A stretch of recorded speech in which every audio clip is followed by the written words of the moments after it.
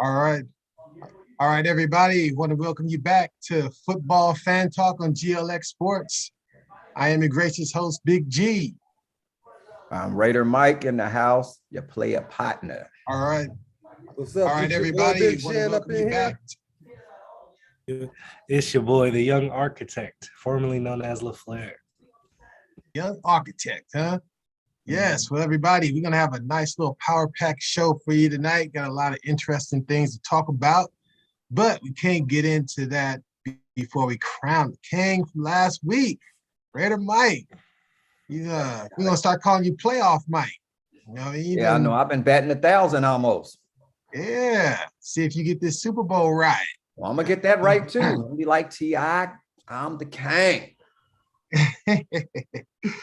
All right. So let's do a quick review of the games last week. We'll go over the Chiefs and Bengals first. So since you the Kang, lead us into it. What you think about that Chiefs Bengals game? I mean, that was a very good game. It was just a shame that somebody had to lose, but Cincinnati's offensive line held up in the second half, and Joe Burrow was able to hit his targets, and also by Joe Mixon being able to run that football, balance the attack to keep those defensive linemen off the quarterback from just pinning their ears back and going after the quarterback. And I felt that the biggest play of that game to me that won that game for them was when it was 9 seconds before halftime when they tackled Tyreek Hill for they stuffed his ass trying to get in the end zone. The time ran out. They should have kicked the field goal. They would have won the game.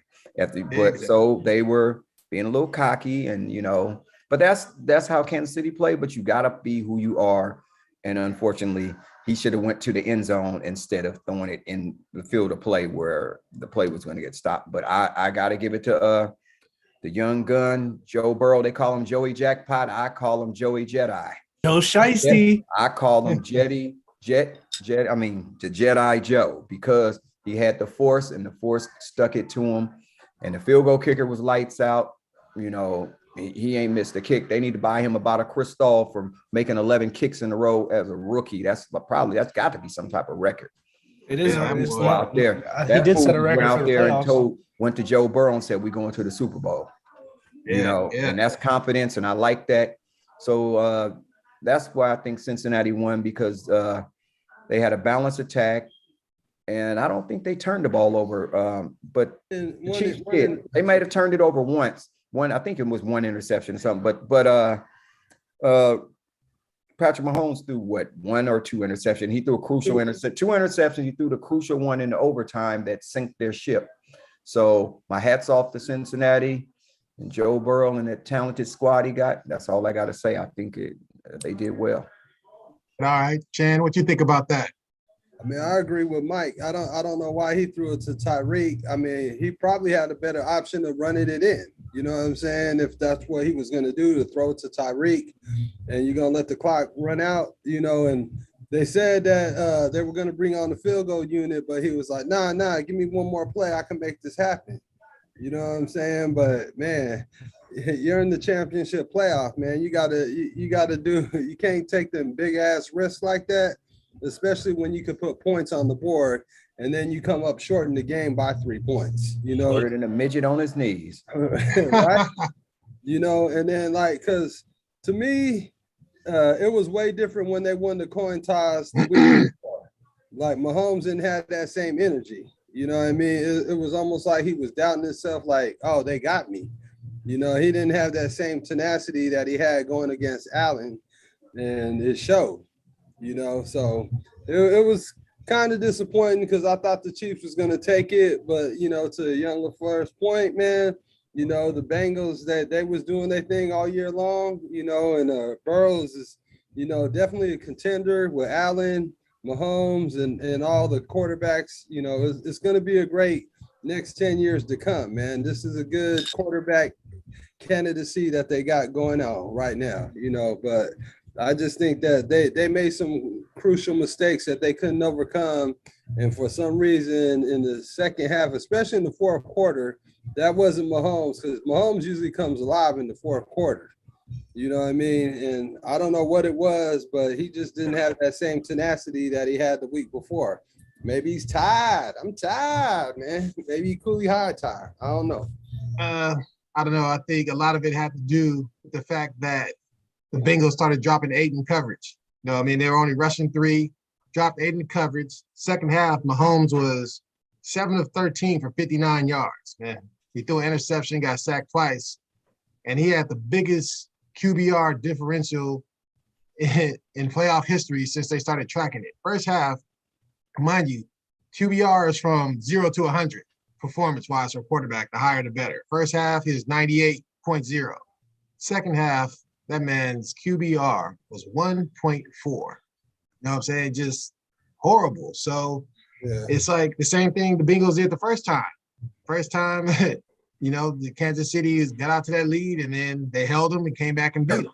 So in a sense, it shouldn't even be a surprise. You know what I mean? They came back, did what they're supposed to do, you know, and then I think, you know, it's like you said, when they didn't take that 3 points at the end of the half, they pretty much did it there because the Chiefs, what they do, they start to get careless. You know what I mean? They'll either make dumb decisions, like even on that play where he threw the interception in the double coverage with Tyreek Hill.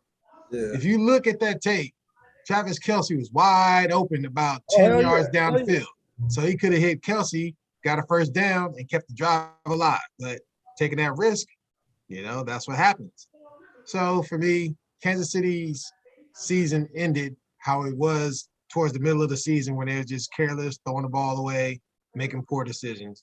You know what I'm saying? Young architect, what you think? Man, Mr. Bingo Bangle. Yeah, man. I've been saying it all year, man. The Bengals, for some reason, they sat with me. But then I had to sit back and think. This game reminded me of for those who don't know, I'm a big LSU Tigers fan as far as college football comes. This game reminded me of when Joe Burrow and them. Yes, I was. I'm a Tigers fan regardless. Win, lose, draw. We suck. Yeah, I know. But what's it called? No, I remember when that championship game when we played against Clemson, and Clemson came out whooping their ass. And what happened in the second half? Joe Burrow, Jamar Chase, Justin Jefferson. You know what I'm saying? They came back and won that ship. This game was no different. First half, you know what I'm saying? It wasn't the best for the Bengals as far as, you know, trying to get the ball, move the ball down the field and stuff like that. But then, you know, second half, Joe Shiesty, man. I mean, I saw it when before he got hurt last year, when he was in college for that one full year he started, whatever. He has that factor of, like, you know how like Deshaun Watson, that he just has the will to win. And that's contagious. And when you bring in somebody that he's already familiar with, like a Jamar Chase, who knows that, you know what I'm saying, if we get Joe going, you know, it's hard for him to stop. Whether that be you down by 20 or you up by 20. It don't matter. At the end of the day, once you get that cog going, and, you know, and you saw it once they started scoring more, the defense started getting more pumped up. They started showing a little bit more effort. As well as, to your point, they weren't trying to rush as much. They were only rushing 3. They dropped more in the coverage. They caught on to Kansas City's tricks pretty quick. Just like in overtime, you know, everybody as soon as Kansas City got won the coin toss, I'm pretty sure there are a lot of people out there like, well, game's over. Yeah. But at the end of the day, you know what I'm saying, that, like I said, that contagiousness, that calm that Joe Burrow had brought as far as being a leader and just being like, it's okay, we got this. You know what I'm saying? Him having that, him being a leader amongst men, it showed in them, and that way allowing them to, you know, conquer and win that game. Now, shit, don't get me wrong, Kansas City is a powerhouse. You know what I'm saying? They've had their ups and downs this season, whatever, but you know what I'm saying? You just can't, as much as people want to count out, you know, Joe Burrow because he's young, or Cincinnati because they're a young team, they got a young coach. I mean, shit, man, that goes to show you that when you have the will, like sometimes a whole hell of a lot of heart will get you farther than a lot of talent. Yep, there you go. Yeah. You know, the Bengals are set up for the future, man. Yeah, for sure. Most definitely. Joe Burrow is they got that young core. He's gonna be the next Joe Montana, and I'm not just saying that to be saying it. He kind of remind me of that, with that cool and that swagger that he have. We don't want to anoint him right now, but he reminds me of Joe Montana, I think. Hey, we're gonna have to wait till next week before we crown him Joe Cool, man. Yeah, well, he ain't gonna win next week. I just say he's gonna have to wait next year. But like I said, Andy Reid, the last thing I gotta say, because I know we're gonna move on, was that when he begged Andy for one more chance, he said, "One more chance, Andy, give me one more chance." He shouldn't have did that. That's why they lost that game. Yep. Yes. So let's move along to them there Niners. We had the 49ers and Rams. Interesting game, you know what I'm saying? I see the homie ain't in the comments again tonight. But Young G, what's your takeaway from that game? Well, since I think I was the only one to pick the Niners to win, if I'm not mistaken. Believe you were. I think, man, Jimmy G lost in that game, man. Overall in the beginning, it was a hell of a boring game, like to watch in the beginning, for me at least. Like it wasn't really too much going on. It goes to show that, Deebo Samuel was very much their offense. And in the playoffs, it's kind of easier. Like, I don't know why, but in the playoffs, it's easier to hone in on that one thing that you're really good at. You know what I'm saying? As far as trying to game plan for stuff. Aaron Donald being the game wrecker that he is, Odell and Cooper Kupp fucking both going over 100 yards, making Matthew Stafford look like, you know what I'm saying, him in his prime when he had Calvin and shit. You know what I'm saying? Like, I don't know. I think all around, realistically, I think the turning point of that game was when Jaquiski Tartt dropped that pick. When he dropped that pick, I knew the game was over. I was like, fuck. Like, I was really sitting there like, damn, I'm finna lose. I'm not finna get this crown this week. You feel me? Like, because I feel like that right there would have been the turning point in the game, and the Niners would have been able to rally behind that. But the simple fact of the matter is that, I mean, Matt Stafford, as much as people wanted to question whether he would be able to perform in these instances and stuff like that, I mean, shit, he performed fairly well. When the pressure was on, he did what he had to do. You know what I'm saying? He got the ball where he needed it. Definitely threw some bad balls, for sure. Threw some bad balls, did what Matt Stafford was going to do. But Jimmy G was just Jimmy G a little bit better. He threw that pick. And then to end the game off, he go, you know what I'm saying? While Aaron Donald got him. Like, bro, chill out. Yeah, man. I don't know. Bad stuff. Raider Mike, what you got to add on to that? Well, like I said, I mean, they putting a little bit 2 on the 10. I mean, it was a good game, but it was, like I said, it was what in the beginning it was the scoring started slow, but the Niners was winning 17-6 at one point, or something like that. And the Rams came back, and I knew that was going to happen because the 49ers' lack of running the football in the second half, that the Rams shut down the running game. They shut down Deebo Samuel's running game, and that forced them to make Jimmy G beat him. And, he didn't. But I just still feel like everything wasn't Jimmy G's fault. You have to protect the quarterback in that situation. And he just threw the ball up. He shouldn't have did that. He should have just took the sack, and it would have been 4th down and just lived to fight another down. And who knows what could have happened. But at the same time, everything wasn't on him. You got to blame some of that on their defense for giving him. Cooper Kupp was tearing them up. The DBs was getting toasted like Sunday morning's breakfast.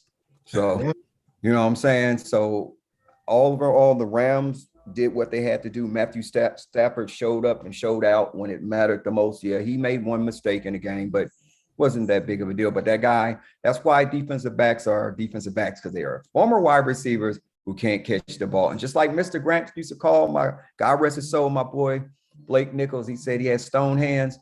Tartt has stone hands made of stone. Because he should have caught that ball. I would have caught that ball.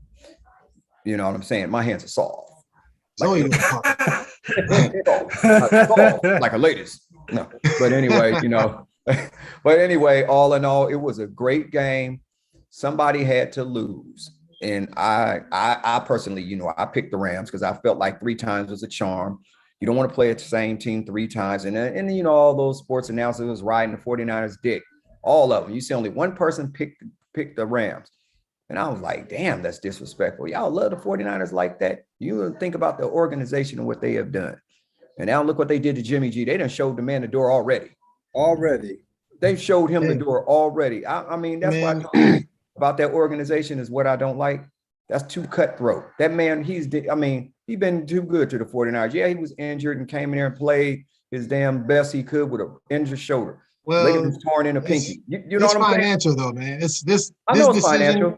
It's I mean, Trey Young. It's if Trey he- Lance. Or well, Trey Lance is gonna play, or y'all gonna go out and get Aaron Well, Rodgers. not even just that. It's just if Jimmy G plays this year, it's going to cost $26 million against the cap. If they cut him, it cost them $1.4 million. You know If what I'm they saying? won a Super Bowl, 25. they Nah, well, they might have still. That's a $25 million gap, man. You know what I mean?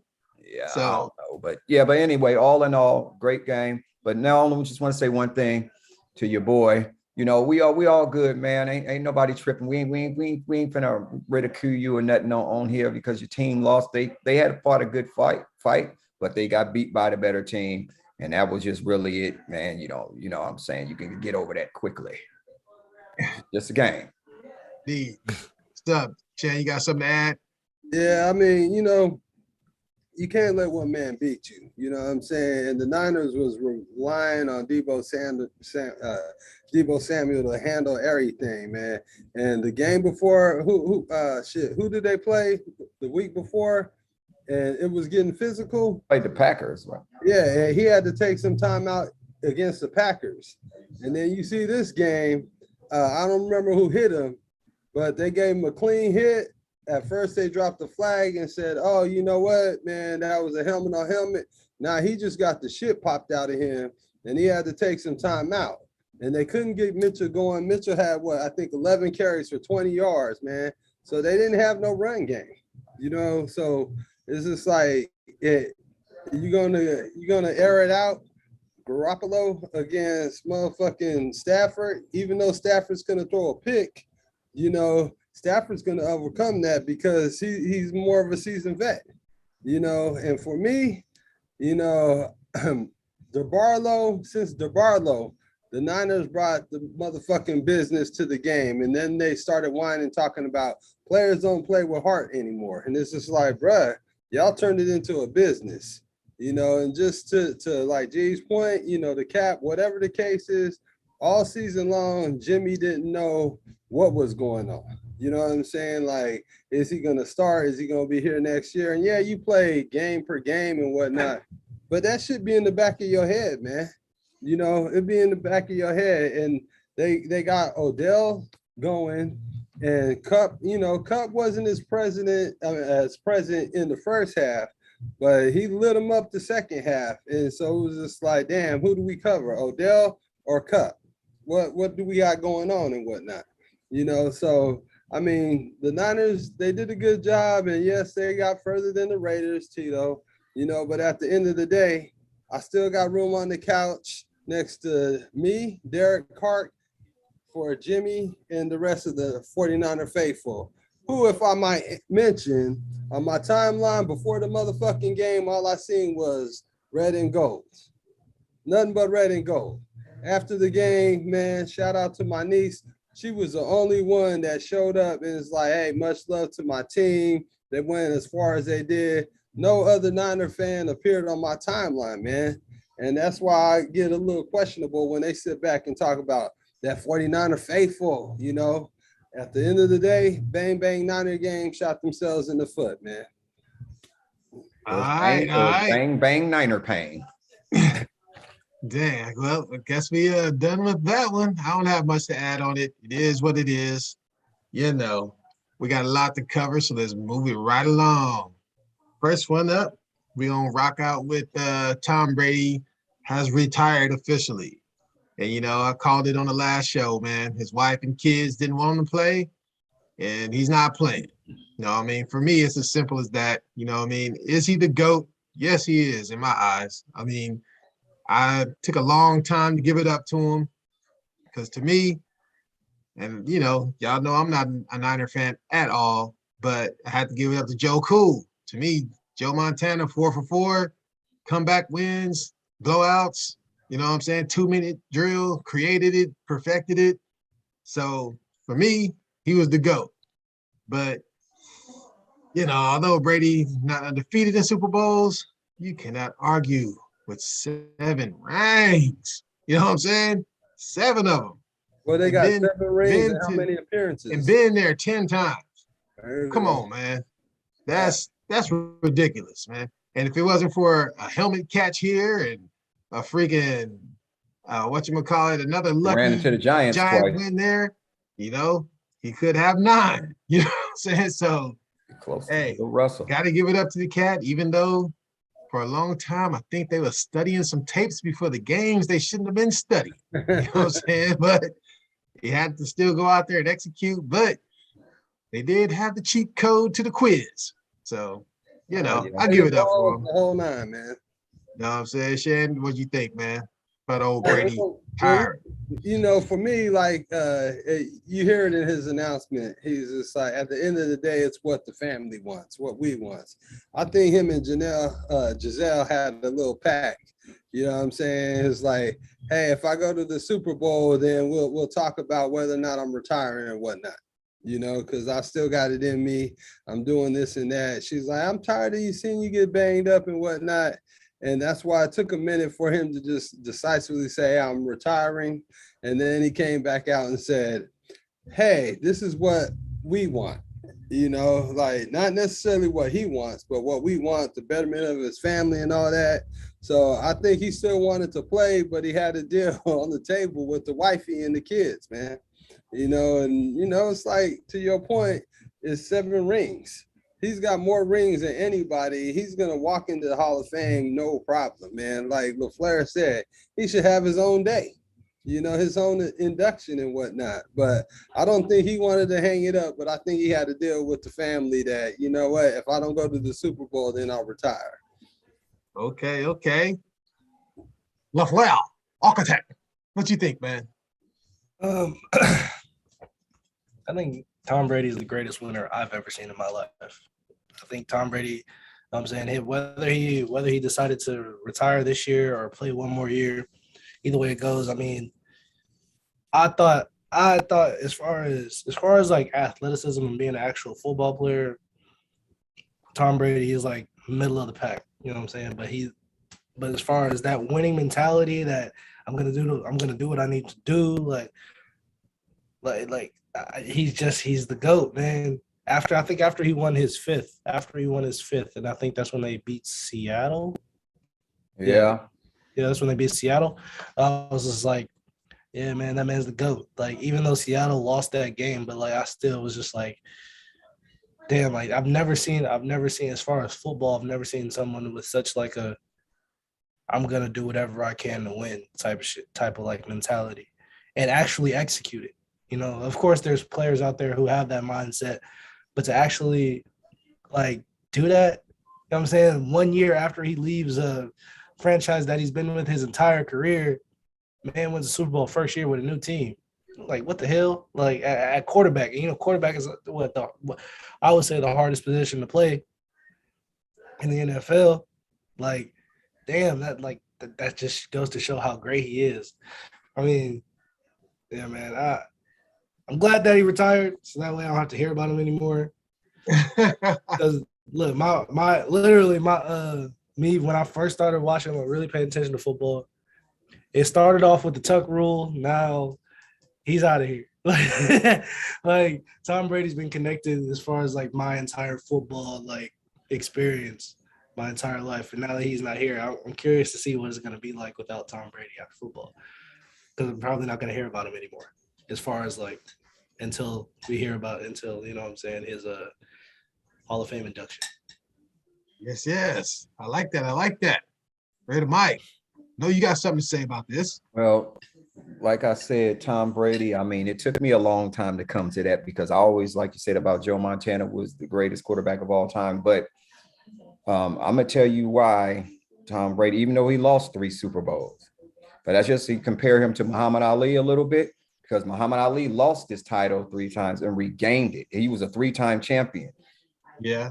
Muhammad Ali was the greatest competitor I've ever seen until Tom Brady started doing what he's been doing. So this is saying a lot because I think Tom Brady is in that Muhammad Ali realm as far as a competitiveness, being a competitor that does not quit and will do whatever it takes to win and come back stronger the next year if he fails. See, he's a player that doesn't like to fail. And I think that those are the qualities. He is a leader. He was a great leader, a great teammate. And I think he motivated and will Tampa Bay Buccaneers to that Super Bowl win last year. He had them all believing that let's just get to the playoffs and we're going to catch fire and we're going to win this Super Bowl. And I believe he's the greatest motivating quarterback ever. To be able to do that, just to be able to come in there and then get Antonio Brown and tame him for a year, get him to act right and get that whole team jumping the way he had that team going. And he got Gronk to come out of retirement and motivated him. He's the greatest motivating quarterback ever. I'll say that. And I'll say he's the best to ever do it. And I mean, I'm a Raider fan. We remember him from the snow job playoff game. But you got to give it up to the man. You can't hate on him. I wish him well and much success. I hope he don't get bored of playing football and end up getting in a rehab somewhere and went crazy trying to get back on the field or something. But I think he's okay. But I think it's because his mom was a little sick, and I think that's another determining factor because I think he needs to spend time with his mom too and his parent, because his mom was, she was sick at that one time. I guess she must be doing better, but I think you have to take that into consideration because you remember when Jimmy Johnson was coaching and why he burnt out and why Jimmy Johnson stopped coaching is because he said when he looked in that casket and seen his mom, he said he knew it was time to hang it up because he said you only have so much time here and you only have so much time to spend with your family. And he said he was going to make it a point to spend the rest of his life, to spend with his family. And I think that's what Tom Brady is doing here. And I think it's a good thing. He's going out like a champion. He's going out knowing that he could still play the game. And he just left us with 5,300 and something yards and 40 something touchdowns. The man is, he's great, but that's all I got to say. He's a great quarterback and the game is going to miss him. Yes, indeed. It is. Yes, indeed. Now we're about to get to some meaty stuff, man. First up, we're going to talk about Eric Bienmmy, the offensive coordinator for the Chiefs, who no one seems to believe can be a head coach, even though he has been the OC in 4 straight AFC Championship games. The Chiefs are constantly in the top 5 in offense in NFL. You know what I mean? And he had an interview with the Broncos and he didn't get the job. Nathaniel Hackett got that job, and he was the offensive coordinator for Green Bay. But what did they accuse Eric Bienmmy of not doing for the Chiefs? They say he doesn't call the plays. They say Andy Reid does, right? Yeah. Daniel Hackett, the new offensive coordinator for the Broncos, new head coach of the Broncos, when he was with Green Bay, guess what? He didn't call the plays. Matt LaFleur did, the head coach. He called the plays. So what's the difference there? I'll let you tell it. Also, let's move along to 4 of Andy Reid's offensive coordinators. Let's go Brad Childress, Pat Shurmur, Doug Peterson, Matt Nagy. Right. Eric Bienmmy has a better record than all of them as offensive coordinator with the Chiefs. You know what I mean? And let's just look at their coaching records. Brad Childress, as a head coach, after he got a head coaching job after being under Andy Reid, he went 39-35, which is respectable, 1-2 in the playoffs. Pat Shurmur, he went 19-46. Oh, horrible. You know what I mean? Doug Peterson was 42-37, 4-2 in the playoffs, but hey, that man got a ring. So can't argue with that. That man got a ring. Matt Nagy, 34-33, 0-2 in the playoffs. You mean to tell me that Eric Bienmmy can't be as good as them as a head coach? I mean, you mean to tell me he can't be better than Pat Shurmur? You know what I mean? 19-46? I mean, bruh, give a man a chance. You know what I mean? And then never in the history of football has a head coach had to come out and tell people, look, I don't call the plays. He does. He's offensive coordinator. He calls the plays. Why are they questioning that? You know what I mean? You see that man with his board in front of him, you know what I mean, calling his plays every single game. You see him talking to Patrick Mahomes all the time during timeouts. So how's he not calling damn plays? So, you know, the thing they're trying to say is, one, they're saying he's not a good interviewer. And I'm just like, not everybody is. You know what I mean? Not everybody is well-spoken. I'm not saying he's not. You know what I mean? Because I do not know. I haven't heard the man speak. You know what I mean? But as Black men, they want to see exceptional freaking language, diction, and everything we do. You know what I mean? So I don't know if that man goes into interviews and what he's doing.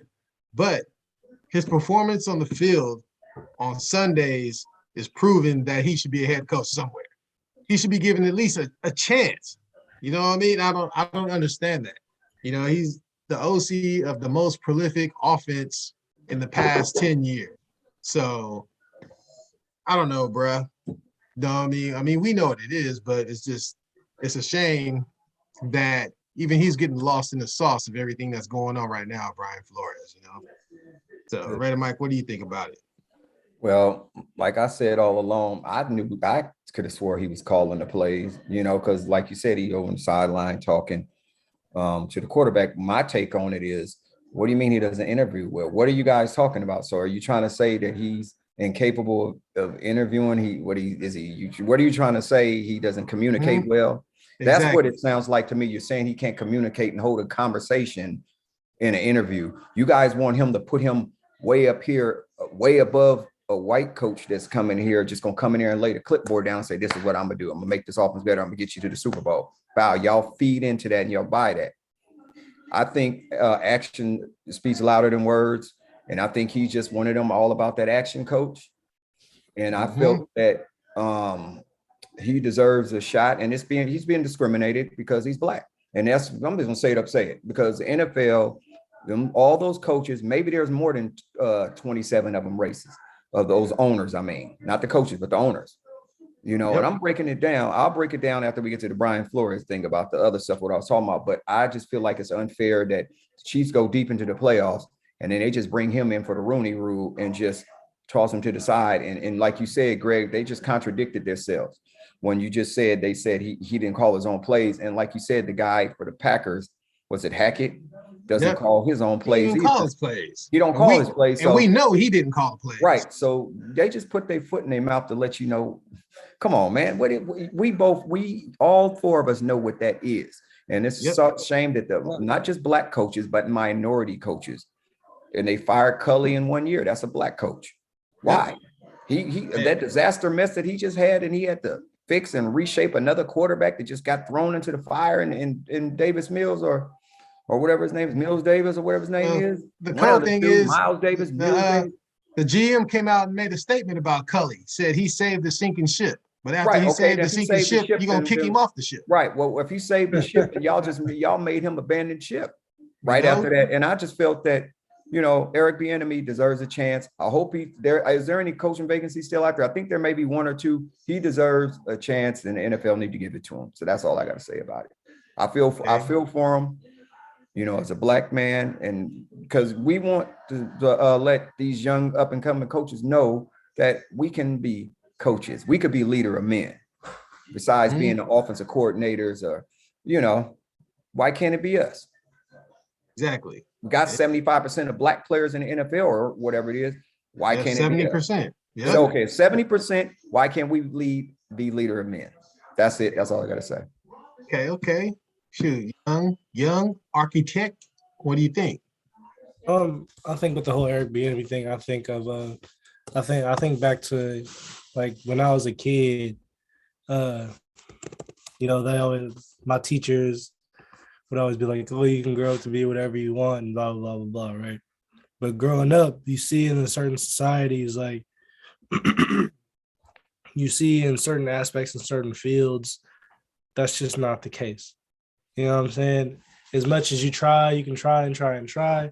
But case in point is, you got to look at the NFL and see, one, not only is there one Black head coach in Mike Tomlin, and then you look at it again, Mike Tomlin's never had a black assistant coach. You look at the NFL owners, there's not a single black NFL owner.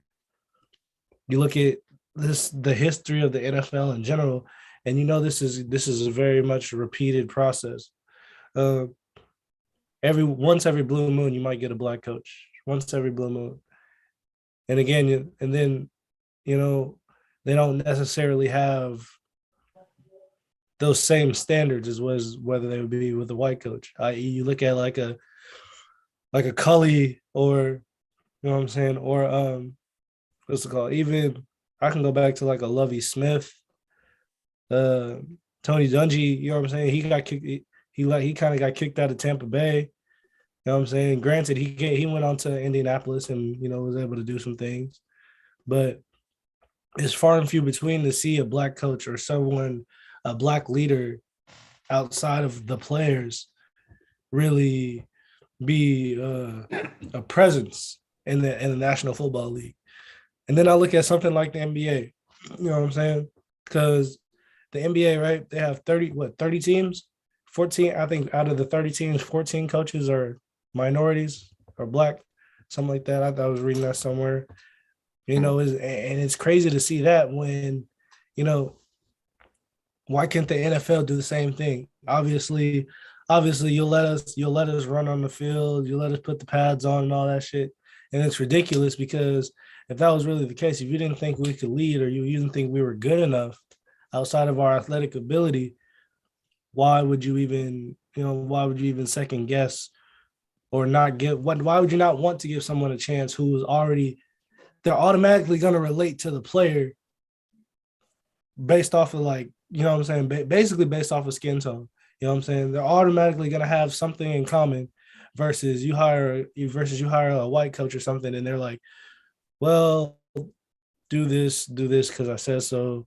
And then you'll see some players like an Antonio Brown who has that like hot-headed ass mentality. Not a lot of coaches are going to be able to handle that. You know what I'm saying? Not a lot of coaches are going to be able to handle a black man because they don't necessarily understand what he's been through to get to that point.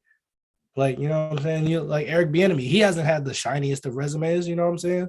But at the end of the day, he's able to relate to his players and get what he's got to do. And like you said, he's led one of the most prolific offenses in the league. You know what I'm saying? Like, why not give him a chance? Why not give him a chance? Why not let them show you and prove to you what a lot of us already know? Because there's, like you said, there's been a shit ton of white coaches who have been terrible, who've been given multiple chances. Yep. So, I mean, you're right about that, man. You know what I'm saying? It's a shame. You know what I'm saying? So we'll get more into that. We'll get pit bull choke collar on the black coach.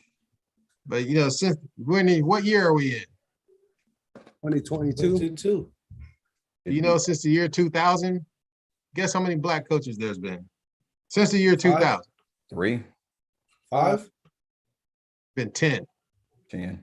See what I'm saying? That's it. Since then, you got Lovey, you got Marvin out there in Cincinnati, and of course you got Dungy, Tomlin, Caldwell, and then Lynn with the Chargers, Romeo Crennel. Who's my man? We played to win the game. Herm Edwards. Oh, Herman, Leslie Frazier, and Flores. And Arshell. I said since 2000. Oh. Ignorant. But yeah, man. I mean, how many white coaches are there in NFL now? 31. 2. You know what I'm saying? 31 flavors, huh? You know what I'm saying? Like, God dang, no. We got Robbins going on. Ron, Riverboat Ron is a coach, so you know what I mean? Yeah. So it's like 30. So come on, man. I mean, Shan, what you got to say about it, bro? Well, look, I looked into like Bieniemy's track record and whatnot, and honestly, man, I think what's going on is that in his college days when he was young, he got arrested for bullshit. A lot of bullshit that, as a young man you go through. In college, money ain't right, whatever the fuck. Like he got a ticket for driving what was it? A defective vehicle. Like, what is that? You know what I mean? But if you look at his Wikipedia, there's all these charges on him, for, shit that you go through as a young person.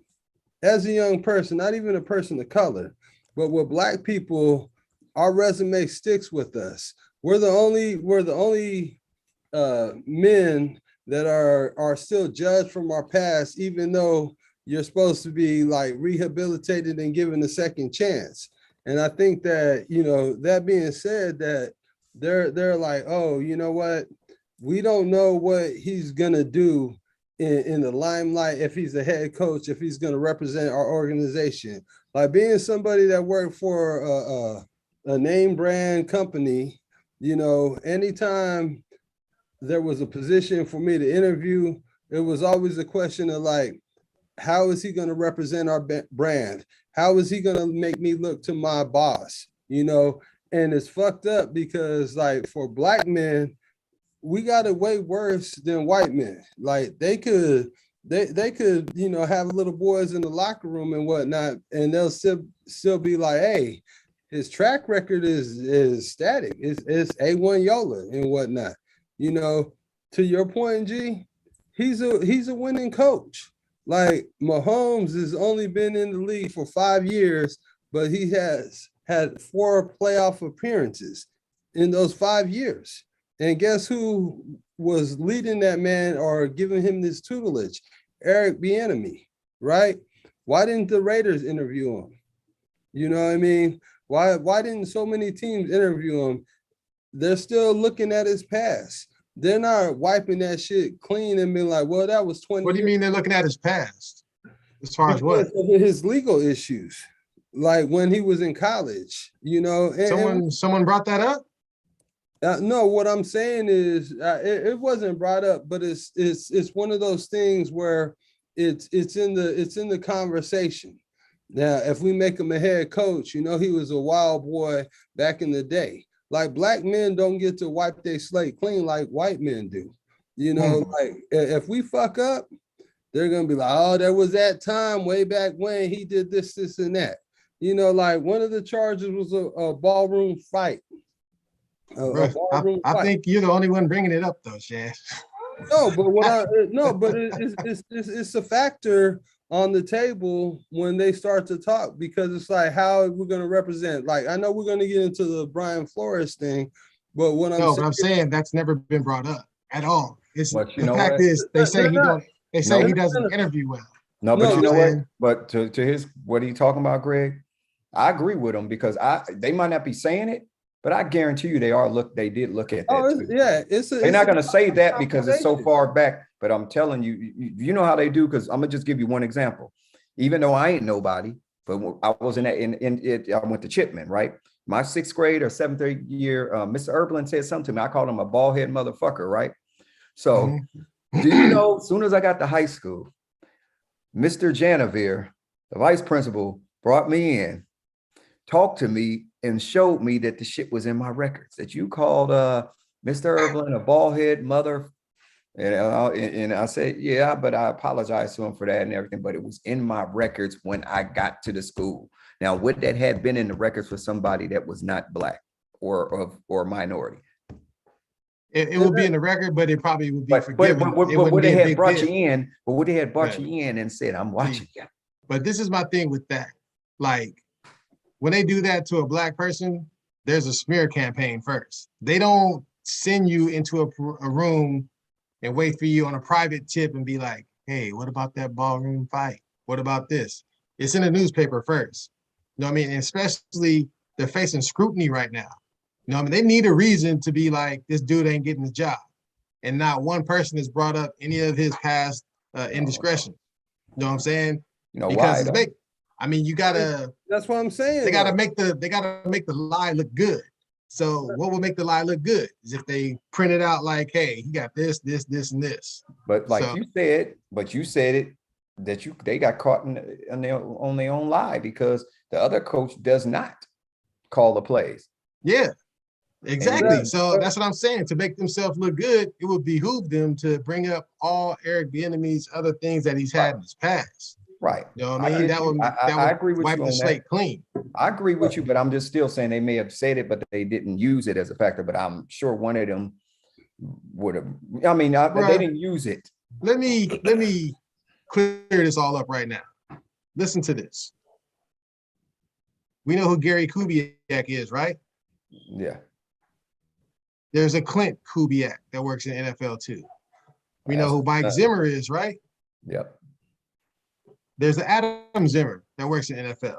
How about Mike Shanahan? We know who he is, right? Right. Yeah. How about Kyle Shanahan? Oh, we know. Wade Phillips, Bum Phillips, Pete Carroll, Nate Carroll, Norv Turner, Scott Turner, Marty Schottenheimer, Scott Schottenheimer. It is a goddamn boys club. You know what I mean? It's what it is. Nepotism league. You know what I mean? These dudes are hiring their friends and family. And the brothers, like a job. We ain't their friends and we ain't their family. That's what it boils down to. We only good for them on the field, man. You know, shoot, come on, dude. They let murderers freaking play in the league. They let rapists play in the league. Yeah. It does not matter if you can help them win, but it's all about family and friends, man. Come on, bro. You know what Ben Roethlisberger did in Nevada? Yeah. You know what I'm saying? Like, come on, bro. The female was like, I told him no. Ben was like, you're not leaving this room until you give me some. You know what I mean? Come on in there, girl. So, I mean, I don't know. I think if it was a black person, bruh, and they felt like your record was getting in the way, it's going to be on ESPN. It's going to be on Fox. It ain't going to be, hey, remember that room fight you got into? They're not going to do it just to him. Well, no, they're not going to bring that up. Got to be plastered. Yeah, but history has shown us that, like, they're not going to talk about it, but it's being talked about. Like Mike said, it's a behind the scenes conversation. History tells us that they're not going to talk about it. Bruh, they're putting everybody's business out there. You know what I mean? They got to make the lie fit. So why, like, for real, like, to your point, he's a winning coach, right? Their question is intelligence, right? And for me, in the shit that I was in corporate shit, what it really came down to is it's like, damn, he's intelligent, but what is he gonna make me look like when it comes to me talking to my boss about why I hired him? Get yourself out of the equation because you're not in it. You know what I mean? We're looking at the big boys here. We're looking at big corporate, and we're looking at people that's in front of millions of people. You know what I'm saying? Like, we don't count in that realm. You know what I mean? We're a microcosm of the macrocosm. You know what I'm saying? So in their world, in order to make their lives fit, they want the public to see something a certain way. So they're going to frame it that way. You know what I'm saying? They're not going to hide nothing. You know what I mean? That's how I feel. I mean, to your point, you could be right. I don't think it doesn't line up to me, but you could be right. You know what I'm saying? I don't think they hold secrets when it comes to this. They want to make you look like, hey, he's a criminal. You know what I'm saying? He's not that smart. And that's why he's not getting the job. You know what I'm saying? I mean, for me, like I said, you know, I agree with you, but at the same time, I'm like, why is it still public knowledge? You know, why can't I Google his name and then all this shit comes up? You know, it's a factor for them when they want to hire us in positions of leadership. The question remains is, when it's all said and done, how are they going to make our brand look? What, you know, is it going to be some, you know, they're hot-headed from 20 years ago? You know, we can forgive, you know, everybody that's white because this is America. We deserve a chance to overcome. We made a mistake and whatnot. But when it comes to black people, it's just like, they still got that savagery in them. I mean, when people go on and we have our Secretary of Defense, I think it was the Secretary of Defense, General Powell, and somebody could say, oh, he speaks well. Like, and be comfortable to say that. Like, what did you think? The man was going to sit back and be like, jabba, jabba, rubber, rubber? and they're comfortable in saying a statement like that. They're shocked that we're able to handle ourselves in an etiquette manner, in a professional manner with etiquette, and so like Bieniemy, man, he should have had a coach. If anything, he should have been interviewed by every team that had a vacancy. Every team that had a vacancy. You realize he had 9 interviews, right? He's had 9 interviews. Yeah, over the past. Satisfied the Rooney Rule. But he's chosen not to interview with a lot of teams because he's tired of the process, man. Right, and that's why Flores on our next segment is bringing this shit to light, and Bieniemy didn't bring it to light like, hey man, I'm getting fucked over. Somebody else was like, hey, look what's going on, man. Like, dude's a proven winner. And okay, all right, well, we got that one, man. Hey, we talked that one to death. You know what I'm saying? I didn't want to go that long on that one because I think the Brian Flores issue is a lot bigger.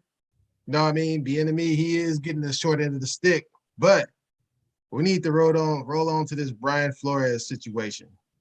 I mean, I'll put the backdrop to it, and then you guys could get to it how you want. We all know he has a class action suit against the NFL. He's open for other coaches to join, you know what I mean, if they feel like they want to be a part of it. And how it came about was he received a text in error from Bill Belichick. He thought he was texting Brian Dabble, and he congratulated him for the job for the New York Giants. And, Brian Flores is looking at the text like, hey, like, I don't interview with the Giants until Thursday or whatever. And, it's only like Tuesday. And, we know the rest of the story. It kind of was like Bill realized he messed up and he texted the wrong person. And he's just like, hey, sorry about that. I texted the wrong person. But, Brian Flores, he's looking at it, I'm sure. Can you imagine you got a job interview, you're going in to think you have a chance to actually get the job, and you realize someone already has it? So, it started from there, but that is just the straw that broke the camel's back because there are other things in the past, you know what I mean? So I can go into the whole thing that happened with the owner and all that, but I want you guys to kind of dig into that, and then I can add on to it. You know what I mean? So y'all ready to lock and load? You ready to go? I'll lock and load on this one. Go ahead and get it. First and foremost, because Bill Belichick didn't do that by mistake. And I just think he did that to give him a fair warning before he said, like, he was just giving them that text that don't waste your time going to the interview because they already hired this other coach. So I'm giving you a heads up. Oops, I've texted to the wrong person. He did that to give him a fair warning so he wouldn't let himself look. Why do you think he would do that, though? Because he coached with him before. Remember, Brian Flores was under Bill Belichick's coaching tree. So I think Bill Belichick probably felt bad and probably said, well, damn shit. All right, he's already giving a job to the other guy, but what the hell he needs? Why is he going to interview for? He's just going in there just for them to humor himself and to satisfy, guess what? The Rooney Rule. And I'm going to tell you another factor about that. The New York Giants has never had a black head coach in the history of their football team. They haven't had no black assistant coach, I don't think. That is a problem. And if they wasn't going to hire this man, and then they said that the other guy they had more experience. How could he have more experience than Brian Flores? When Flores, he coached for Miami for 4 years as a head coach and was successful, even though they did not make the playoffs because they was 10-6 the year before, and it was a technicality why they didn't make the playoffs, but they went 10-6, and then down the stretch they went 9-8, won 7 straight games. How is that not a leader of men? Yeah. How is that not a coach? Let me interject for 1 second. To your point, the Giants, they're not the only team that's never had a black coach. Oh, I know. The Dallas Cowboys, the Rams, the Patriots, the Falcons, the Titans, the Jags, and the Saints. They all never had a black coach. But guess what else about the New York Giants? What? 2017 was the first time they ever started a black quarterback. Said 2017, Geno Smith. Oh shit! The first and the last. Well, But- you know why? They just had to throw his ass and they didn't have nothing else. Shit. Everybody else was beat up. Shit. Exactly. Everybody got beat like a pinata, nigga. They said, let this nigga get the pinata beaten now. I mean, you know, that's all. Keep on going. Keep going, brother. But yeah, but you know, to his credit, I feel bad for Brian Flores because this is bigger than football. This is racism at its highest level. It's showing us that this is how we break this down. This is how the coaching tree thing goes. When we talk about slavery and we talk about segregation, you know how it was back in the day, how we had the house nigga, we had the field nigga, right? And we're gonna break this down real simple. Now, there's the master in the Cherryland house of the Big Daddy. You remember Big Daddy on Django? You had Django. We're gonna break it down. We breaking it down. Oh, Calvin Candy, huh? Yeah. You remember the Candyland nigga when he said, no, that's not what I said. And so we're gonna treat black people like white folks. He said, no, that's not what I said. Right. But anyway, to what I'm trying to get at is here we go. You have the slave master, the slave master owner. Then he has his assistant that has the whip, that cracks the whip on the field niggas, right? The field niggas is the ones that play. Break it down. I'm breaking it down, Gregory. The field niggas is one that plays on the field and does his job, right? Right. So then that is why they do that. And also the house nigga is the one who lives in the house. He eats pretty good. You know what I'm saying? He eats whatever off the, the food from the master don't want to eat, right? The field nigga got to eat what's leftovers from off the master's plate. Yes. So what I'm trying to say is this is racism to its highest degree. Because why did the NFL check your hands, see how big your hands is? Remember in Slavery in the Mandingo movie, they measured. Okay, it's a big guy. They measured his arms. They measured his sack. See if his Johnson. They met to see how big it was. So if it was big, so he can have big kids, big strong kids, right? NFL is no different. It's just organized shit that I think the owners, those racist owners, based this on back in the day when they used to judge the Negro slaves, or which slaves were stronger and which ones were faster.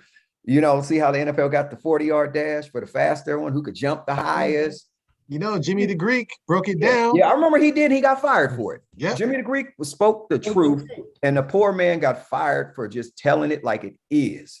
Yeah, you know what I'm saying? Like Howard Cosell telling it like it is, and that but that's my point right there, Greg. And I just feel that when Marvin Lewis came, now all of a sudden he came out the woodwork talking about they made him throw games.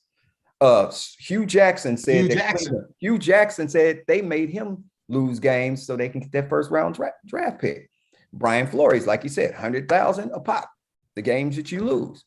Even right? Russ, I'm the owner of the Dolphins, offered him 100,000 per game, per loss. Offered him 100,000 per loss. I heard about that. Maybe you might as well made it a cool 500,000 if you want somebody to tell them to lose. If you give me 500,000, I might lose too. Shit, but that's not the integrity of the game. But that is destroying, Gregory, the integrity.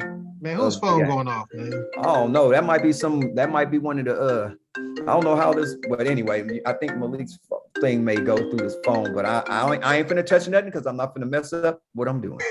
But anyway, what I'm trying to get at, Greg, is that's how I feel about how the NFL, what they think about these players. They're just a piece of meat. Just like you said, a piece of meat, Mike. And the coaches are just, the black coaches are just props with a damn hand in your back. Yeah. I just think that we're just props and we're not taken seriously to be coaches and being leader of men. And I thought Brian Flores was a great leader of men because what he's done with that team. Marvin Lewis was a great leader of men.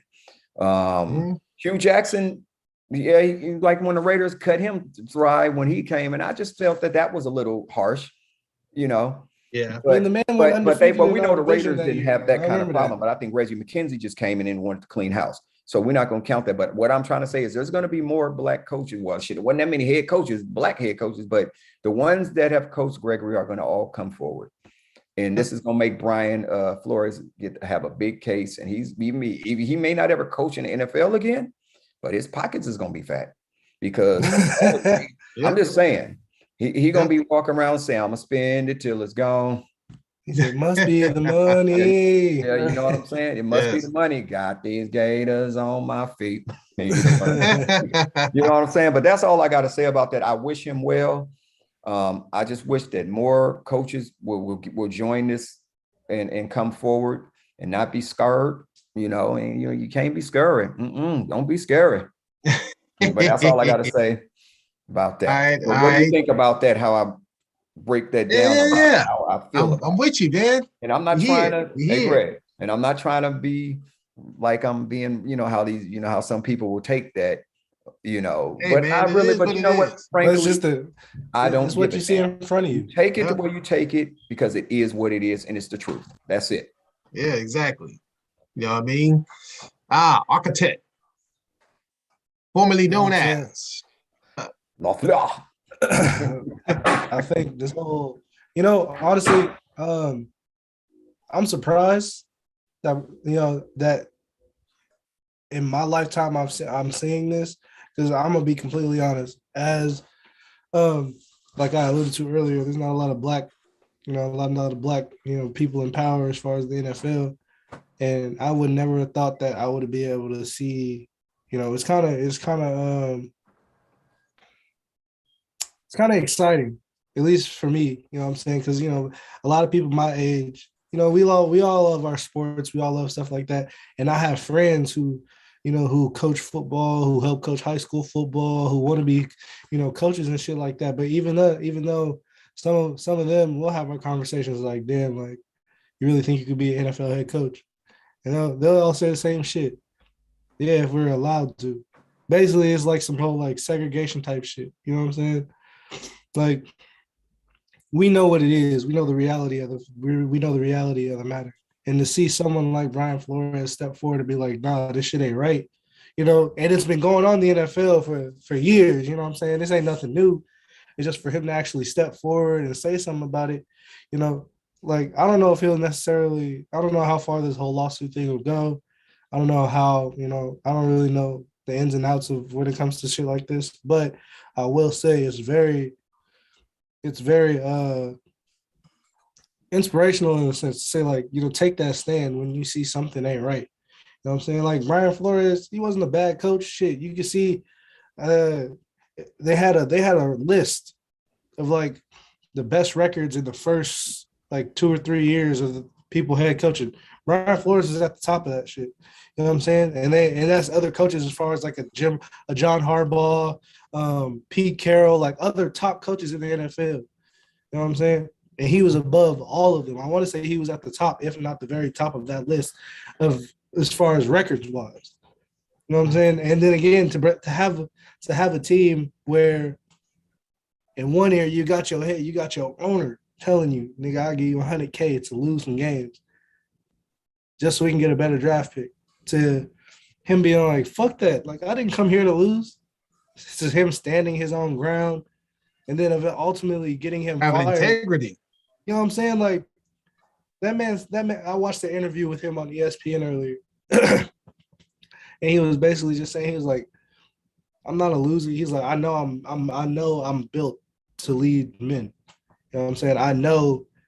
He's like, I don't like to lose. Like, you know what I'm saying? And whether that be him being part of that Belichick tree where Belichick, they don't, the whole Patriot way, they didn't really lose hardly ever. You know what I'm saying? Like, they always came out on top eventually somehow. And whether, some of that rubbed off on him, he had some of that already in his mind. But at the end of the day, him showing that, you know what I'm saying, I don't give a damn. I don't give a damn what anybody says. Like, I know what's right and wrong. And for him to step forward and, go through with this, I think it'll have it may not have an impact on today's game, but I think going forward in the future for people of my generation and younger generations to see shit like this. And it's ironic all this shit is happening like right before Black History Month. It's fucking crazy.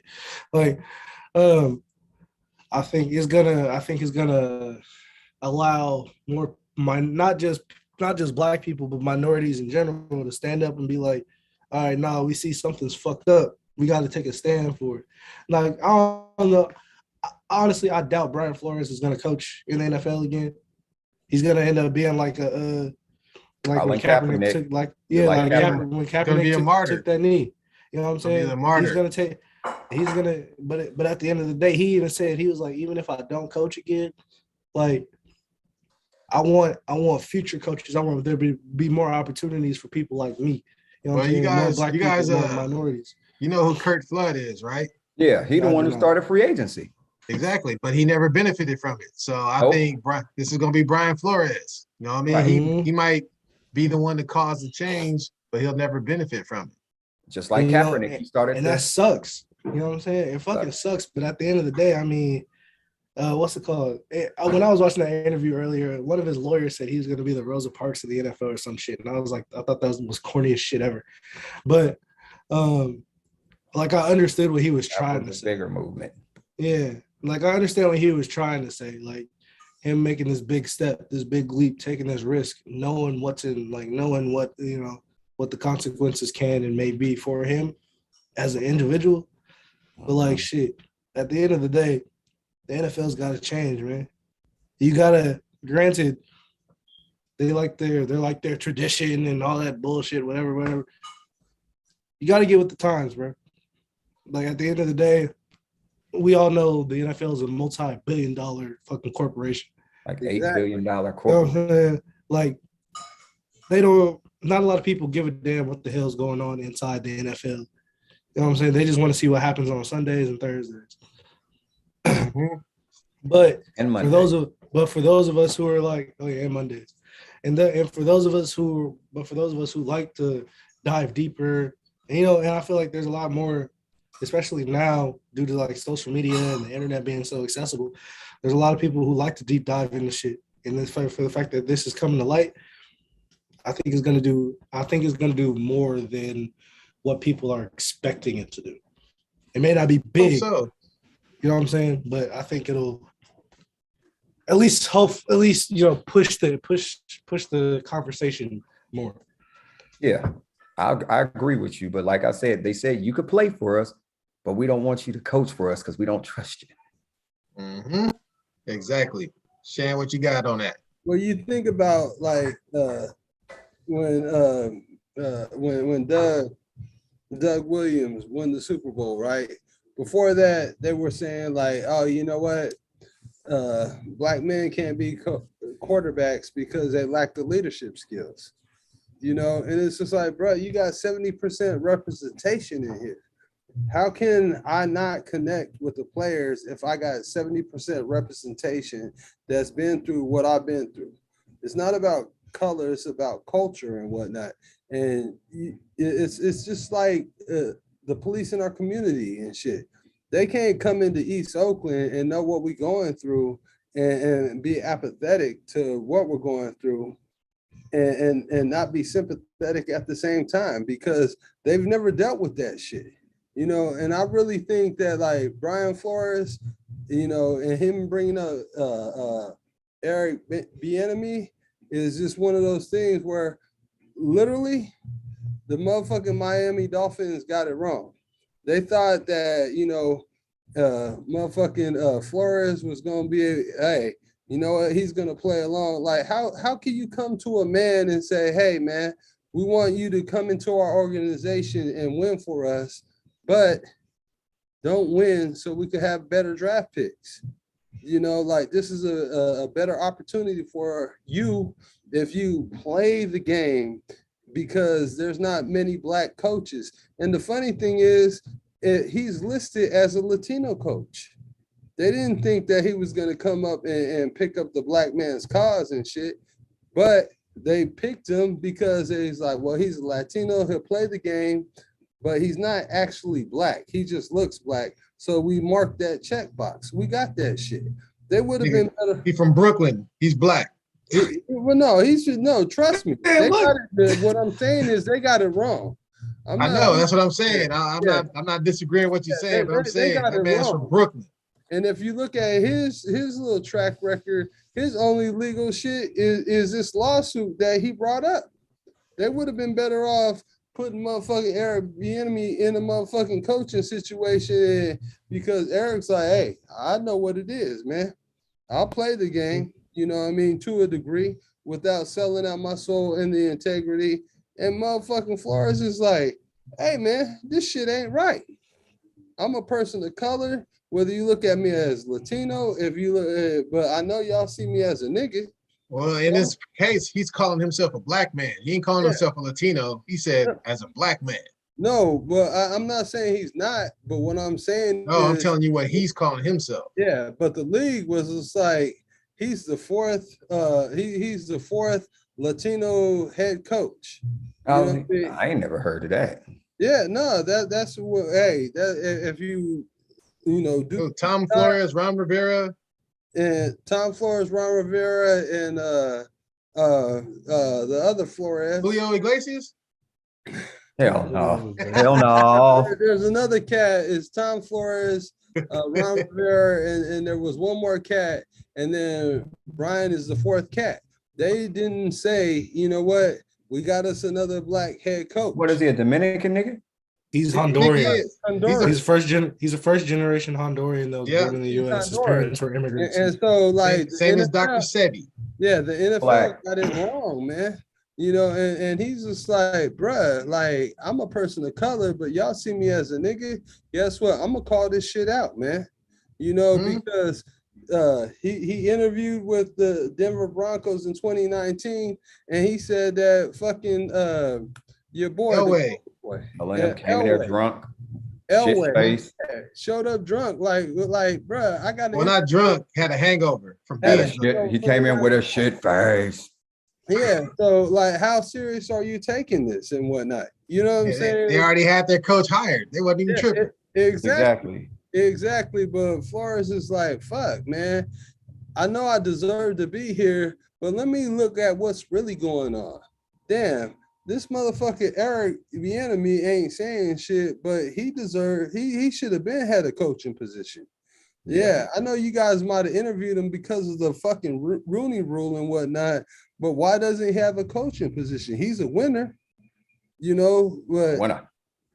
Yeah, but and then like he's the offensive coordinator that made Mahomes.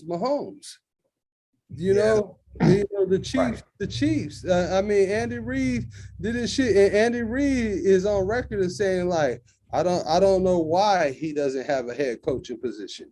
I don't know why he hasn't been interviewed. He's been interviewed, but he hasn't landed the spot. But hey, you know why shit. Yeah, but that's what I'm saying though. So I just think that Miami was just like, oh shit, we made a mistake. We thought he was gonna play along. You know what I mean? Because they thought he's just gonna be a good old. They thought he's gonna be a good house nigga like Toby. Yep. And they're like, you know, the Latino motherfuckers, with no disrespect, will be like, you know what? I'm gonna get in the game and I'm gonna learn the game, and then I'm gonna change this shit up and I'm gonna bring my brothers up. You know, but they was like, wait a minute, you're looking at you label me Latina, but you're calling me a nigga behind my back. Mm-hmm. You know what I'm saying? But now since you're looking for a nigga here now, you know, right? Whether I'm gonna coach again, I'm putting y'all on fucking blast because this is bullshit, and I'm gonna tell you why it's bullshit. Because I can point out that Eric Bienmmy should be a head coach, no question, no doubt. You know, but the other thing with first generation Latinos and cats from other countries, they play ball. They looked at him and they thought like he's gonna be like Big Papi or freaking any of those baseball players. You name all those cats that come over here. They do every single thing that they're told to do. That's why when you're done with what you're saying, I got something to say about Brian Flores, bro. You know what I'm saying? And that's all I'm saying though. Like I'm saying that, you know, the organization got it wrong. They thought he was gonna play along. They thought he was gonna be Toby the good nigga. Toby be good nigga. Yeah. They thought he was gonna be a house nigga. They was like, we're gonna turn this field nigga into a house nigga. He's gonna be so appreciative that he's just gonna come along because we could just throw money at him. And he's just like, I got integrity. I got fucking integrity, man. Like shit. And you doing this to my brothers, the people that you aligning me with and shit. You know, like it's like for me, it's just corporate America. And you know, Goodell's on record is like, oh, or you know, we strive not to have racism and all this shit. It's just like, really? Why are they? I don't know if it's the motherfucking Super Bowl or if it's the Pro Bowl. They're having Janae Ioka, whatever the fuck, Ayoko. Ayoko, and Mary, the gospel. They're gonna sing, lift every voice and sing, and what's the other shit? And not the America the Beautiful, not the national anthem and shit. They're throwing us bones and shit, but it's just like, man, stop that, man. Look at yourself and be like, y'all fucked up. You want to keep this money going, just treat us fair. Just treat us fair and you will get what you're looking for. But you're not going to get what you're looking for if you keep ignoring the fact that you are treating people, black, white, Latino, whatever the fuck, fucked up, and white people have that privilege shit, man. And let me tell you this, bro. The NFL is nothing more than a corporate bully and a corporate pimp. You know what I'm saying? We're sitting here talking about one coach And a slave in the ship. NFL with 32 teams. And on every helmet, in every end zone, you see end racism, stop hate, diversity, equality. You know what I'm saying? All slogans. You know what I mean? They know how to play the game to the fullest. Right. You know what I mean? And that's why I will say, for me, I don't have heroes in the game anymore. When I was a little kid, I was a Tony Dorsett, Roger Staubach. You know what I'm saying? Those are like my little heroes and shit. I love Michael Jordan and all that, had the posters and all that old stuff. I tell you what, man, this dude, Brian Flores, That's the hero. if you want to have a hero or something in sports, you got to go with this dude because he is putting his whole career like saying, fuck it, man, I got to do what's right. And just think of what he had to come to get to this point. Bro, this is a fuck it moment. This is like, you know what, man, I am just tired of this shit. You know what I mean? That's why he was just like, I mean, why would he do this? He knows his career is over by filing this lawsuit. You know what I'm saying? And, you know, just think of this. All right, your owner tells you, hey, look, free agent coming on the market. You know what I'm saying? I want you to talk to him, kind of court him to get him to come to the team. He tells him who the free agent is. And he's like, we're going to meet on the yacht. We're going to chop it up, whatever. And Brian Flores like, hey, that's against the rules. You know, I don't want to do that. He's like, don't worry about it, whatever. He ain't going to be there. I don't know how it went down. But that free agent was on the yacht. Brian Flores get there, and he looked, and he turns around. Like, I can't do it. This is tampering. He bounces out. Who was that free agent? Tom Brady. Exactly. You know what I'm saying? So he turned down the great Tom Brady after he's been a coach for the Patriots. So he knows Tom Brady. He has a relationship, maybe not like friends or nothing, but he has a relationship with the cat. He turned around, nah, I can't do that. Hey, bro, check this out. GM come to you, got $100,000 for you per game you lose, man. If you lose these games, man, when he get paid. Money. Man, I can't do that, man. It's not my DNA. I don't coach to lose. You know what I'm saying? Just like, bro. And then another thing that they're not talking about is he wanted Deshaun Watson. You know what I'm saying? He really wanted him. He advocated for him for surely. You know, and the Dolphins, they didn't do enough to get the cat. You know what I mean? It's everything. You just think back because they were talking about why they fired him. They're talking about because he's too stoic. He doesn't get along well with people. You know what I mean? Like he's a problem child. But come to find out, that man just had integrity. He just like, man, I can't do all this bullshit you guys are trying to have me do. So that's what I was telling to my point earlier, Shan. They set you out first before they get rid of you. They lay the freaking breadcrumbs to be like, hey, he's this, he's that, he's this, and then let's fire him. But then you come look behind the scenes, it's like, nah, you guys are the dirty rats. You know what I'm saying? So for me, if they come out with some Brian Flores t-shirts, man, I'm buying one. You know what I'm saying? I'm buying one too. But that's you know, him and Kaepernick. him and Kaepernick end up being the heroes. I mean, Kaepernick is a hero. But that's what I was Yeah. saying, though. They got it wrong. They thought that he was gonna play the game. You know what I mean? You're not actually black. You know, it's like, come on, bro, man. I don't give a fuck, you know, what my name is, what my heritage is. When you look at me, you see a nigga, period, point blank. And I see I'm a black man and I got kids to raise. You know, I have fucking integrity. I didn't fucking do the 100, you know, to throw the games. I didn't talk to Tom Brady like y'all wanted me to. You know, they're like, you know what? At some point, white boys is like, we got it wrong. And it was his fault. And he's like, no, it's not my fucking fault, man. Y'all motherfuckers is fucked up, man. You know, like. Yeah, but to the point, this is how systematic this is. The Houston Texans, do you guys know about their coaching search? Who they may hire as their head coach? They may hire someone who was recently coaching high school, has never coached an NFL game, not at offensive coordinator, not at a quarterback coach, nothing. How they out they damn mind? And he was a garbage. Crazy. And to me, he was a garbage NFL coach. Josh McCown.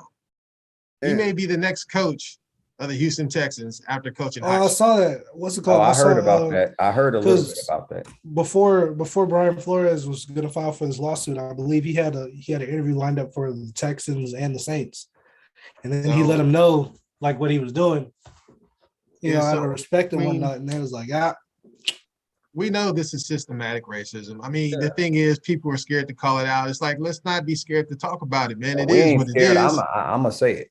No, I'm not talking about us. I'm just talking about people in general. It's always like they want to dance around the elephant in the room. It is what it is. You know what I mean? We can talk about it. We don't have to sit here and yell and go back and forth and try to deny that it exists. It does exist. We see it. Stop telling me what I see in front of my face is not what it is. Right. So, but what is my most important thing is moving forward. What is Roger Goodell going to do about this? Not a damn thing. What is you going to do? You got the puppet hand in your back because the owners are paying you $40 million. That's what I was about to say. He ain't going to do nothing. He ain't going to do a damn thing. He ain't going to be like. Is he going to make them lose draft picks, Miami, for doing that? He ain't going to do shit. I tell you what, that was the Raiders, because I guarantee you if that was the Raiders, I guarantee you we've been losing 4 or 5. We probably lose 5 years of first round draft picks. The Miami Dolphins, that owner, he's going to lose the team. I guarantee you that. They better make him sell the team. They're going to make him sell the team because the sacrificial gambling is about to be legal across the board, and you got a team in Las Vegas, and you have someone accused of paying somebody $100,000 to lose per game. So that dude is out of there. I guarantee you that's going to happen. But look at that'll be something good. Do you think when he loses the team, do you think they're gonna allow someone black to try and buy this? They're gonna try. They're gonna try to have it's not gonna be one person, but it'll be probably like a collective. Yeah, and do you even think they'll allow them to do it even if they get the money? That's the big question. Yes. Do you think they'll allow them to? Why? Because before. They gotta be a sacrificial is that like J-Lo and Alex A-Rod? Yeah, they had some piece in the Miami Dolphins. They had a little piece. They'll find a way. They'll bust it down, but I don't think they'll let a black person be 100% owner. You know what I'm saying? Yeah, it's just racism. They'll break it down because just like when the Raiders. But did you know? I'm just bringing this up because this is a minority-based Asian community. Did you know? I don't know if you know that the Raiders could have still been here. Because did you know that the Asian community on the port of Oakland, did you know they offered to pay for that Raider Stadium and that Libby Schaff and them shot them, turned them down? Ronnie Lott. I'm just saying. And we know about that Ronnie Lott and that thing too, but no, they said they was going to 100% fund the stadium. But how can you can't get no better than that? The city wouldn't have to pay nothing. Hey, to be honest, though, Mike, Oakland's going through some major gentrification. Oh, everybody know that. But I just brought it up. But I'm just saying, like the East Oakland, that shit right there, they was like that wasn't part of the plan. That wasn't part of the plan. So they was just It was like, part of the plan because nigga, when they start putting All right, coffee all right. shops on seminary. Everything leads back to the Raiders. Okay, yeah, Let's no, stop. that's what I'm saying. But That's it. I'm good. no. Let's I'm roll. good. Let's Let me- wrap it let up, me- man. let me- We're gonna wrap this up, bro, because we already an hour and a half in. Let's wrap it up. We got a big week next week. We're gonna get to the Super Bowl. So, you know, I'm gonna let you guys say your endings. We've talked this to death. It's been a great conversation. So everybody get your salutations in, man. Well, all I'm gonna say is, change is coming, and we're gonna be able to see the change. It might not be right now, but it's gonna happen. But this is Raider Mike, and I'm signing off, and I'm gonna keep it real, and that's all I know how to do. For me, this is Big Shann, and this is parts of the course, man. You know what I mean? I hate that Flores has to sacrifice his fucking career to bring some shit to the light that's we've already known as Black people and been able to talk about and call it out, and they sit back and be like, oh, y'all just whining and whatnot. It's just like, look, man, if you guys really want a great America, include Black people. Include Black people. We can play for you. We can entertain you. You know what I mean? Like fucking hands down. Sports, entertainment, all that shit. There's Black people involved. Why can't we lead the people that are already involved in the shit? And you guys can't recognize that, like, y'all don't know how to handle it. Teach us the business format that you want us to have and allow us to be like, nah, coach, I ain't buying that brand. All right, Young G, you signing out? Yeah, man, it's the young architect, man. Realistically, I can't wait to see how this is gonna play out. Hopefully history doesn't repeat itself when it comes to someone, a minority standing up for what they believe in. This is very much a new time. Thankfully, we are in the age of social media and the internet being widely accessible to everyone. This is something that myself, personally, I'm probably going to keep an eye on just because it very much it piques my interest. So I appreciate everybody for tuning in, watching, you know what I'm saying? Like, comment, subscribe, share out to all platforms, you know what I'm saying? Because, hope y'all enjoyed the conversation. Yes, indeed. I am Big G. I'm glad you guys joined us. I know we got a little long-winded tonight, but it was a nice conversation. There was a lot to talk about, and we could have talked even longer because we didn't really even cover everything. We covered a lot, but there's a lot more to say. And in the future, in a few weeks, you guys will see we have some other things going on where we'll be able to touch on more social issues. But for now, next week, we're going to get into our Super Bowl predictions. We're going to break it down and tell y'all who's going to win the game. We're going to give you the score, and we're going to go into the microcosms of the game. But for now, like I said, I'm Big G. Don't forget to like, share, and subscribe to the show. And we'll see you guys again next week. Peace.